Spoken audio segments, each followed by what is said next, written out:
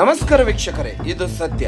2023ರಲ್ಲಿ Sweden ನಲ್ಲಿ ಕುರಾನ್ ಅನ್ನು ಸುಟ್ಟು ಹಾಕಿದ್ದಕ್ಕಾಗಿ ಹೆಸರುವಾಸಿಯಾದ ಇರಾಕಿ ನಿರಾಶ್ರಿತ ಸಲ್ಮಾನ್ ಮೊಮೈಕಾ ಅವರನ್ನು ಜನವರಿ 29, 2025ರಂದು ಟಿಕ್ ಟಾಕ್ ಲೈವ್ ಸ್ಟ್ರೀಮ್ ಸಮಯದಲ್ಲಿ ಸೊಡೆರ್ಟಾಲ್ಜೆಯಲ್ಲಿರುವ ಅವರ ಅಪಾರ್ಟ್ಮೆಂಟ್ ನಲ್ಲಿ ಗುಂಡಿಕ್ಕಿ ಕೊಲ್ಲಲಾಯಿತು. 5 ಶಂಕಿತರನ್ನು ಬಂಧಿಸಲಾಯಿತು.